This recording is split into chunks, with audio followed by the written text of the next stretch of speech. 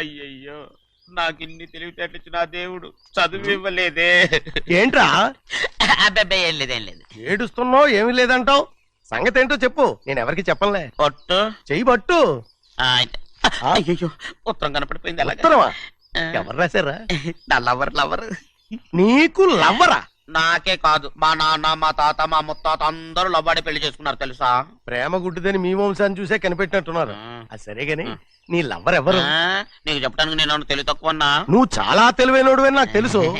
మరి నీ లవర్ నీకు లవ్ లెటర్ రాసిందంటే అది చదువుకొని ఉండాలి కదా. మరి గుమ్మస్తా కూతురు చదువుకోకుండా ఉంటది ఏంటి? ఏటి గుమస్తా ఉంది కూతురా? అయ్యో, నోరు సరిపోయింది. అది నీకు మామూలే గాని ఏదో లెటర్ ఈ చదివి చెప్తాను. చదివి చెప్తావా? చదువు. ఇదిగో, ఇక్కడ చదివితే అందరు వింటారు. ఇదిగో, ఇది నా ప్రేమోత్తరం. ఎవరికి పడకుండా చదువు. అమ్మాయి కంటే అక్షరాలే అందంగా ఉన్నాయిరా. అమ్మాయి కూడా అందంగా ఉంటది కదా. మరి బసవయ్య, నా ప్రేమ నీదయ్యా. ఇదేంట్రా చెవులు మూసు? నేనేమన్నా తెలివి తక్కువ అనుకున్నావేంటి? నువ్వు ఉత్తరం చదువుతుంటే నీ చెవులకు వినపడుతుంది కదా, అందుకని మూసేసా. నేను చదివే లెటర్ నాకు వినపడుతుందని నా చెవులు మూసేసావా? అబ్బాబాబాబాబాబాబా, సూపర్ రా. నీ అంత తెలివైనోడు ఈ భూమి మీద పుట్టలేదురా, ఇక మీద పుట్టబోడురా. ఇది చదివే లెటర్ కాదురు, నవిలే లెటర్. నా ఉత్తరం. ఏ చిన్నయ్య, నేను ఈరోజు చాలా సంతోషంగా ఉన్నాను. చూస్తుంటే తెలుస్తుందిలే. ఏ చిన్నయ్య, మన ఇద్దరం కాసేపు ఆ మండపంలోకి వచ్చిందావా? వద్దు, వాళ్ళు వచ్చారు. అయ్యో, నేను నీతో మాట్లాడడానికి, నేను చూడడానికి అసలు ఇంట్లో వీలు పట్టలేదు. నేను నీతో చాలా చాలా మాట్లాడాలి. రేపు మాట్లాడుకోవచ్చులే, పైగా అయ్యగారు కూడా ఇంట్లో లేరు, వస్తే మన కోసం ఎత్తుకుంటారు. హలో, యజమానురాలాగా చెప్తున్నాను, బోధపడిందా? బోధపడిందమ్మా. రండి. చెన్నమ్మ గారు కొండ మీద గుడికెళ్ళి వస్తామని చెప్పారు. పైగా మన చెన్నయ్య కూడా తోడెళ్ళాడు. ఇంకా భయపడతారు ఎందుకు? సాయంత్రం నుంచి వర్షం ఆకుండా కురుస్తాను. మధ్యలో కార్ రిపేర్ ఏదైనా అయింటే ఎందుకైనా మంచిది, ఒకసారి వెళ్ళి చూసేద్దాం. రై, నువ్వు వెళ్ళి బండి. అలాగనే.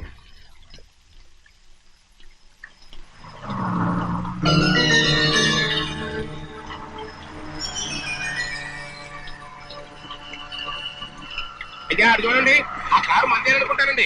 అవునయ్యా, ఆ బండి 288. నేను అప్పుడే చెప్పాగా బండి రిపేర్ ఏదన్నా అయి ఉంటుందని. రై, పక్కన ఆపరా. చాలా పొద్దుపోయింది, ఇంటికి పోవా?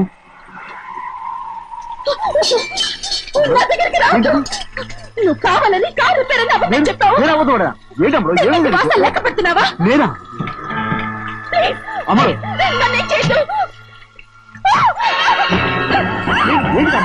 పిచ్చి పట్టిందా? నీకే మొన్న వచ్చి పట్టింది. నా ప్రాణం పోయినా నీకు లోగను. ఏంటి అమ్మ నువ్వు చేసే పని? ఏంటి అమ్మడు? చూసారు చూసారా?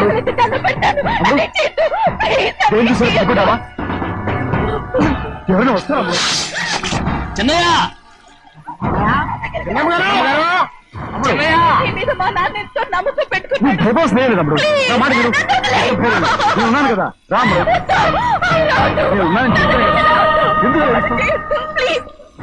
ఊరుకోమ్మడు, నువ్వేం భయపడకమ్మడు, నా మాట విను. అమ్మడు ఆగమంటుంటే ఏంటి పిచ్చిదానిలాగా?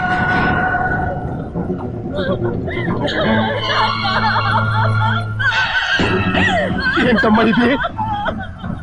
చెప్పమ్మా, చెప్పు. కారు పేరు చెప్పి నన్ను మండపంలోకి తీసుకొచ్చాడు. వర్షం పడుతుంది, కారు రిపేర్ చేయలేమని ఇక్కడే ఉందామని నన్ను అదోలా చూశాడు. నాకు చాలా భయం వేసింది. ఏ పర్వాలేదు, నడిచనే వెళ్ళిపోదాం నేనంటే, నువ్వు విదేశాలు చదువుకుని వచ్చావు, ఆ మాత్రం అర్థం చేసుకోలేవా? ఈ ఒక్క రోజుకి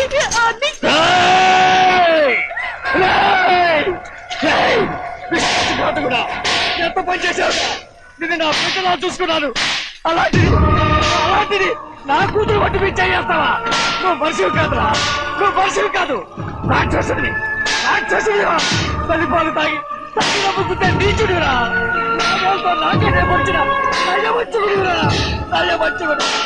ఒరే ద్రోహి, ఇవాళ నుంచి నేను చచ్చిపోయాను అనుకోరా. ఇక నా ఇంటి గడప తొక్కతో నిన్ను ఎలా పెంచాను రా? నా సొంత బిడ్డ కన్నా ఎక్కువగా పెంచాను. ఆ ఒకే ఒక్క కారణంగా నిన్ను ప్రాణాలతో వదులుతున్నాను. నీ వాహనాలు చూపించుకో. ఇదే ఇంకోనైతే నువ్వు చేసిన తప్పుకి నరికేసి ఉండేవాడు.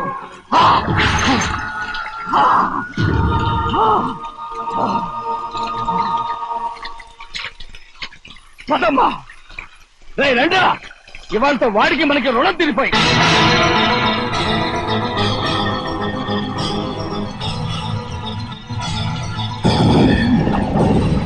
చిన్నబ్బాయి వద్దు చిన్నబ్బాయి వెళ్ళొద్దు నా మాట విను 2 కుటుంబాలు కలవబోతున్నాయి వద్దు చిన్నబ్బాయి చిన్న వెళ్ళొచ్చినా నా మాట విని చిన్న వెళ్ళొచ్చినా చిన్న వెళ్ళొచ్చినా చిన్న వెళ్ళొచ్చినా చిన్న ఆగో ఎక్కడికి వెళ్తున్నావు?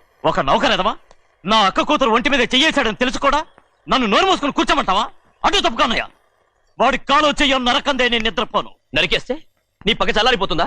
అందుకని పరువు పైన పర్వాలేదని చేతులు ముట్టు కూర్చోమంటావా? బుర్రుందిరా నీకు? వాడిని చంపేసి జైలుకి వెళ్ళి కూర్చుంటావా? పర్వాలేదు, జరిగింది విని గాజులు తొడుక్కుని కూర్చోవడం కంటే అదే మేలు. ఊళ్ళో నలుగురు చేత మొహం మీద ఉమ్మయించుకోవడం కంటే జైలుకి వెళ్ళడమే మేలు. తప్పుకో. వద్దు బాబు, నేను చెప్పేది కొంచెం విను. మా నాన్న చిన్నయ్య నెత్తి మీద పెట్టుకుని ఊరేగాడు. ఇప్పుడు ఆయననే నిజం తెలుసుకుని బయటకు గెంటేశాడు. ఆ శిక్ష వాడికి చాలు.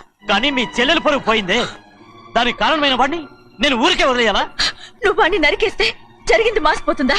పోదు, కానీ కోపం కొంచెమైనా తగ్గుతుంది కదా. 2 రోజులు ప్రశాంతంగా ఉంటే అన్ని కోపాలు పోతాయి. అవును, నువ్వు కూడా 15 సంవత్సరాలుగా ప్రశాంతంగానే ఉన్నావు. కానీ మీ నాన్నకి నీ మీద కోపం పోనేలేదే. అలాగే నేను కూడా. తప్పుకోవద్దు.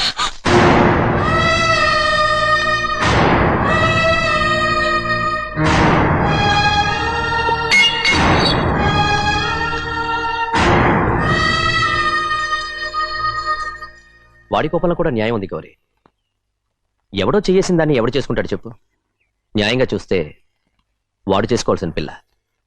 వాడు మనతో పాటు చిన్న వయసులో వచ్చేసాడు కాబట్టి ఆ కుటుంబానికి విరోధయ్యాడు. పోన్లే, తను నాకు మర్యాద ఇవ్వకపోయినా నీకైనా ఇచ్చాడు. అచ్చా రే బండిదీరా. ఎందుకయ్యా చెన్నైని అడగాలి? కలుపు తీయడానికి ఎంతమంది కూలీలు కావాలో చెన్నైకే తెలుసండి. శనక్కాయలు ఏ కొట్లో అమ్మాలో చెన్నైకే తెలుసండి. జొన్న చేనుకు మందు కొట్టారో లేదో చెన్నైకే తెలుసండి. అయ్యా మరి నేను వెళ్ళొస్తానండి. ఎక్కడికి వెళ్తున్నావు? చెన్నై దగ్గరికండి. ఎందుకు? అదేనండి, కౌలు డబ్బులు ఎవరెవరి పేరుతో ఏ ఏ బ్యాంకుల్లో వేయాలి, ఈ దివాణానికి కావలసినటువంటి వస్తువులన్నీ ఎక్కడ కొనాలి, ఇవన్నీ చెన్నైకే తెలుసండి. అడిగి తెలుసుకుందామని బయలుదేరా. ఏంటయ్యా ఇన్ని రోజులు ఇవన్నీ చెన్నై చూసుకుంటుంటే మీరందరూ ఇంట్లో తిని కూర్చొని ఏం చేస్తారు? గాడిదలు కాస్తున్నారా? చే ఇది ఇల్లా సత్రమా? అబ్బా నువ్వు ఉండబోయా, నేను చెప్తున్నాను కదా. వంటింట్లో ఏమేం చేయాలో ఎంతెంత చేయాలో తెలియక అందరూ ఖాళీగా కూర్చున్నారు. 2 రోజుల నుంచి చెన్నై పళ్ళకు రావట్లేదంటగా. వెంటనే డ్రైవర్ పంపించి చెన్నైని పిలిపించండి. 2 రోజులుగా నువ్వు ఎక్కడికి వెళ్ళావు? సముద్రం ఎలా ఉంటుందో చూద్దామని వైజాగ్ వెళ్ళానండి. వెళ్ళా సముద్రంలో గోవిందయ్య అయ్యా ఈ లెక్క చూసి పంపించి. అగా, నీకు లెక్క చూసి కదా డబ్బులు ఇవ్వాలి. మరి ముందే అయ్యా అయ్యా అంటూ ముష్టోళ్ళగా చేయి చెప్తావిడ్రా. నువ్వు ఎప్పుడు వచ్చావు, నీకు ఎంత ఇవ్వాలి చెప్పు. గుమ్మస్తా మీరా నేనండి. మీకు లెక్కలు తెలియకపోతే వెళ్ళి చిన్నయ్య గారిని అడగండి. ఏంట్రా డబ్బా ఇస్తున్నావా? నన్ను ఉద్యోగం అనేది వెళ్ళిపోమన్నారు కదా. అంటే ఏడుస్తావిడ్రా. ఎక్కడికి వెళ్ళాలో ఎలా బతకాలో తెలియక ఏడుస్తుంటా. సరే ఏడో ఒక. ఇప్పుడు మా ఇల్లు చూసుకోవడానికి ఎవరు లేరురా. నా కూతురు కూడా ఇక్కడే పని చేస్తుంది. మరి నువ్వు మా ఇల్లు జాగ్రత్తగా చూసుకుంటావా? అలాగేనండి. ఈ ఉద్యోగం పర్మనెంట్ కదండి? అది నీ నరకం మీద ఆధారపడి ఉంటుంది. అంతే కదా, తప్పకండి. ఎలా ఉంది? నరాలు తగినట్టు నడుస్తున్నా. బాలేదా? ఇంకోటి నడుస్తాను. ఎలా? సూపర్. నువ్వు పర్మనెంట్ గా టెంపరవరీయే. అమ్మా, చెన్నైని ఇంట్లోంచి బయటికి పంపించినంత మాత్రాన నీ ఆత్మ శాంతించదని నాకు తెలుసమ్మా. త్వరలోనే అక్కయ్యని నాన్నని కలిపి మన 2 కుటుంబాలని ఒకటి చేస్తాను. వెనక ముందు చూసుకోకుండా గొడ్డను బాదినట్టు బాధేశారు. కూతురు ఏం చెప్తే నమ్మేటమేనా? అసలు ఏం జరిగింది, ఎలా జరిగిందని ఒక్క మాట అయినా అడిగాడు ఆ పెద్ద మనిషి. పోనీ నువ్వైనా చెప్పలేకపోయావేంటి?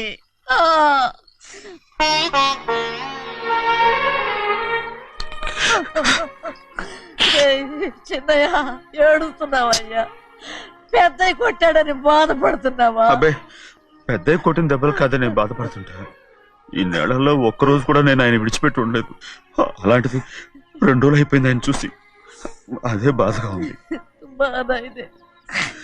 చిన్నయ్య చూడు, ఎవ్వరికి కనపడకుండా పెద్దయ్య గారిని చూసిరారా, అప్పుడు నీ మనసు స్థిమిత పడుతుంది. లేదే, ఆయన తప్ప ఆయన తెలుసుకుని నాకు కబురు చేసేంత వరకు నేను ఆయన మొహం చూడను. ఆ దొంగ ముఖంది నీ మీద మనసు పడ్డట్టు నాటకం ఆడింది అనుకో, అది నీ యజమాని కూతురు అని తెలుసు కదా, నువ్వెందుకు మనసు పడ్డా? సిగ్గిడిసి తన అందరి ముందు పంపు సెట్ దగ్గర స్నానం చేస్తూ నా మీద పడ్డప్పుడు కూడా నేను మనసు పడలేదే. కానీ ఒకరోజు అయ్యో ఏంటి తమ్ముడు మధ్యగానే పోయిందేంటి? పుస్తకాలన్నీ తగలబెడతావు, పైగా చదువుకో డిగ్రీ కాగితాలు కూడా మంటలు పడేస్తావేంటి? ఏమైంది నీకు? ఇదిగో మర్యాదగా మంటలవి. అవి నేను చదివి సంపాదించుకున్న డిగ్రీలు. వాటిని మంటల్లో వేస్తాను, చిప్పేస్తాను, నా ఇష్టం. అది అడిగే హక్కు నీకు లేదు. అవి మంటల్లో వేయకపోతే ప్రాణానికి ప్రాణంగా చూసుకుంటున్నావే మా నాన్న, ఆయన మీద ఒట్టు ఇల్లు ఇలా పడి చేస్తాను. వెయ్యి.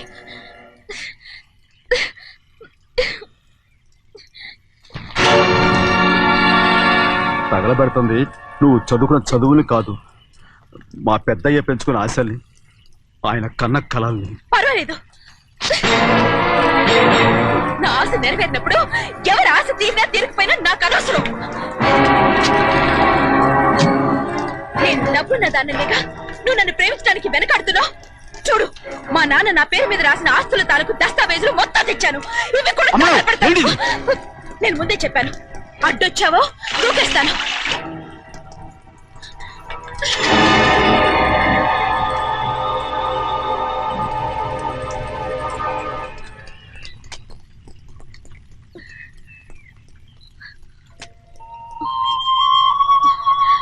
చూడు, ఇప్పుడు నేను ఒట్టి ప్రభావతిని. నాకు చదువు లేదు, డబ్బు లేదు. ఇప్పుడు నేను ఒప్పుకుంటావా? మరి చిన్నపిల్ల మాడతావేటి? ఎన్ని చెప్పినా సరే నువ్వు మా పెద్ద కూతురువి, అలాంటిది నేను పెళ్లి చేసుకోవడం ఏంటి? మరి అర్థంగా మాడతావు.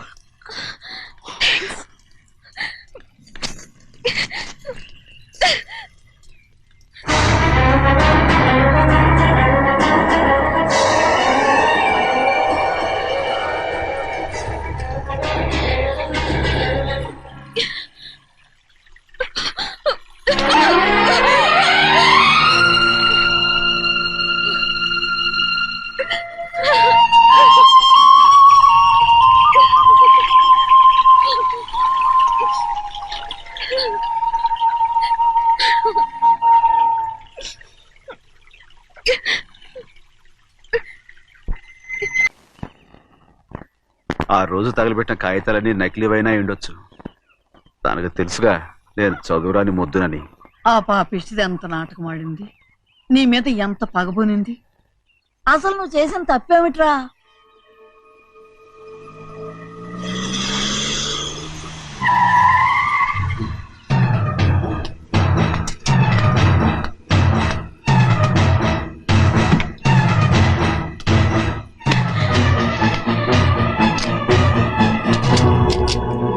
నేనా నీ వెంటబడి తిరిగాను? నేనా నేను ప్రేమించమని అడిగాను? నేనా నేను పెళ్లి చేసుకోమని అడిగాను? ఆ రోజు గుడికి రమ్మంది ఎవరు? వద్దన్న మండపానికి తీసుకెళ్ళింది ఎవరు? చేసినంత నువ్వు చేసి నేనేదో చేసినా నావే. నేను నిజంగా పాప పోనీలే ఆడదాని వారు ఊరుకుంటున్నాను అనుకున్నావేమో. పొరపాటు. నన్ను ఎంతగానో నమ్మిన మా అయ్యగారు నన్ను అనుమానించి తప్పు పట్టారే, దానికి ఆ రోజు నా నోరు మూసుకుపోయింది. కానీ ఈ రోజు మాత్రం నేను ఊరుకునేది లేదు. చెప్పు, ఎందుకు చేసావు పని? కారణం చెప్పు. ఒకే ఒక్క కారణం, నిన్ను మా ఇంట్లోంచి వెళ్ళగొట్టాలి. ఎంతో ఇష్టంగా చూసుకునే మా నాన్న నిన్ను అసహించుకోవాలి. మా అక్క కుటుంబం 15 సంవత్సరాల నుంచి మా నాన్నకు దూరంగా ఉండటానికి కారణం నువ్వు. అంతేకాదు, మా అమ్మ మాకు లేకుండా పోవడానికి కారణం కూడా నువ్వే. అలాంటి నీకు మా ఇంట్లో రాజ మర్యాద, అందరి మీద అధికారం. కన్న కూతురైన నాకంటే మా నాన్నకి నీ మీద ఎక్కువ ప్రేమ. అందుకే నిన్ను ఇలా మోసం చేశాను, నమ్మించాను. అర్థమైందా? Good bye.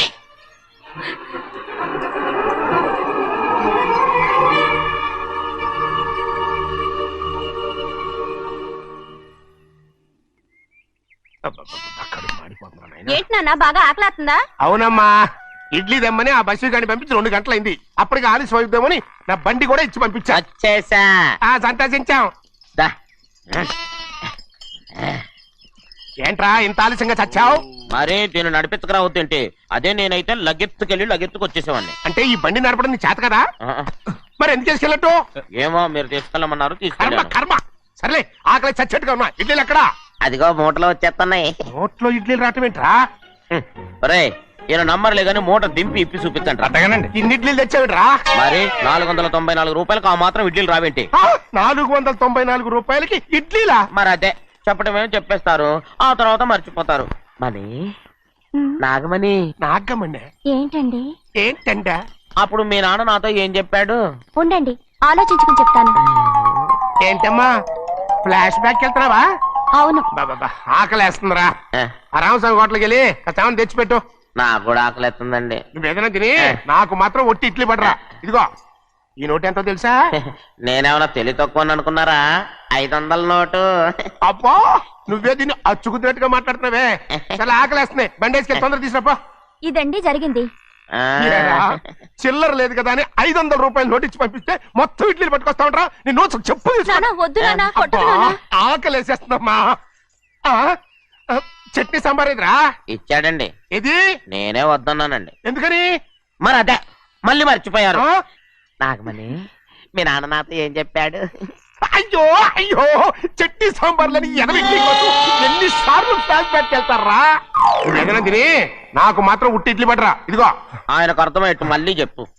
నాకు మాత్రం ఒట్టి ఇడ్లీ పడరా. అయ్యో రేయ్, నువ్వు నా కంటి ముందు చెప్పా. ఒళ్ళు మండి నానా, నానా, కడుపు ఆయన కొట్టకు నానా. కాలిపోతుంది. నానా, ఆగండి నానా, ఆగండి నానా. ఆయనతో పాటు నేను బయటికి వెళ్ళిపోతాను. ఎందుకంటే ఆయన్ని నేను వద్దు! మీ దిక్కుమాలిన ప్రేమ కథ వినే ఓపిక ఎవ్వరికి లేదమ్మా. అయినా నువ్వు అనేది ఏముందిలే, అతను లేకుండా నేను బతకలేను అంటావు అంతే కదా? అవునా? ఆ, అయితే ఒక కండిషన్ రా. ఏంటి? నువ్వు చాలా తెలియగలవాడవని ఈ ప్రపంచానికి, నీ ముఖానికి ప్రపంచం దాకా ఎందుకు గాని ఈ ఊళ్ళో నిరూపించుకో. నా కూతురు నీకు ఇచ్చి పెళ్లి చేస్తా. వాకే వెరీ వీచి. అయితే నువ్వు ఇంటి నుంచి బయటికి వెళ్ళరా. బయటికి రా. రండి. అయ్యయ్యో నా కాళ్ళు చేతులు ఆటలు లేసే. మీరెందుకు వచ్చారయ్య గారు? కబురు పెడితే నేనే వచ్చేదాన్నిగా. కూర్చోండి అయ్యా, కూర్చోండి. చిన్నయ్య టౌన్కి వెళ్ళాడు, ఏదో కొట్లో పని చేస్తున్నాడు. తలరాట దాన్ని ఎవడు మార్చగలడు? నేనేం వాడిని చూడటానికి రాలేదు, నిన్ను చూడటానికి వచ్చాను. అవును, వారం వారం డబ్బుల కోసం వచ్చేదానివి 2 వారాలుగా ఎందుకు రాలేదు? అయినా నా బాధ్యత నేను చెయ్యాలిగా. ఇదిగో తీసుకో. డబ్బొద్దండి. నీ మనవడిని నేను ఇంట్లోంచి తరిమేశాను వద్దంటున్నావా? ఇది నీ మనవడి కోసం కాదు, నీ కొడుకు కోసం నేను చెయ్యాల్సిన బాధ్యత.